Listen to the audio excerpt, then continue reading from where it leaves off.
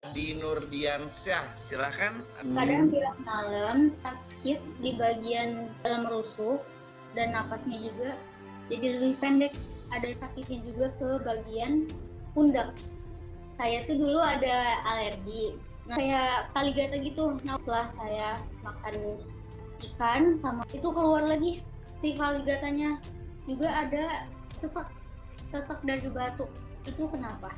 Jadi alergi sama sesak ini berhubungan dengan paru-paru. Karena apa?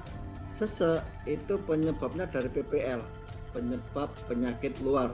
Bisa karena cuaca, bisa karena angin, bisa karena dingin, seperti itu ya.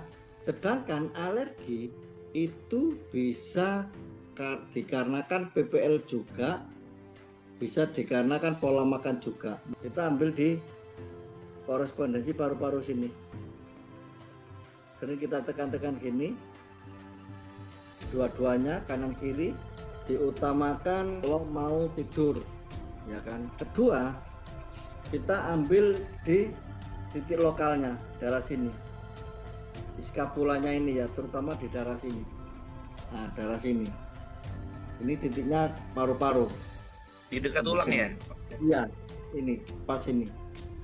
Nah, Oke, ini sip. titiknya paru-paru semua ini. Makanya kalau orang-orang batuk, gini aja udah sembuh nanti. Korespondensi cucoknya diambil sini. Makanya kalau orang-orang batuk zaman dulu itu sini diurut-urut gini, itu masih sembuh. Yang ketiga, gatal-gatal ini salah satunya penyebabnya dari bakteri. Berarti jaga kebersihan, terutama tempat tidur. Kedua, baju. Tadi alerginya kayaknya karena faktor makanan, Mas Radi. Apapun yang berhubungan dengan gatal-gatal, sebelum faktor makanan, kita harus jaga kebersihan dulu. Karena gatal-gatal itu berawal dari kebersihan semuanya. Jadi kita makan makanan apapun, yang makanannya bernyawa pasti gatal. Karena bakteri ini sudah masuk ke pori-pori kita. Oke. Misalkan kita berobat ke dokter kulit, spesialis kulit, kasih obat apapun, tapi kalau kita ini di luarnya PPL-nya ini tidak kita jaga, nggak bakalan bisa sembuh.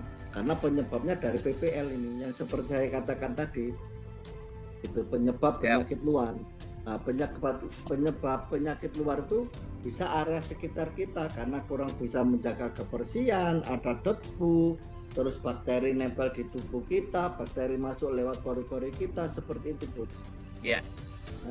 Lah debu ini akan menyerang ke organ paru-parunya, akhirnya terjadi defisiensi paru-paru.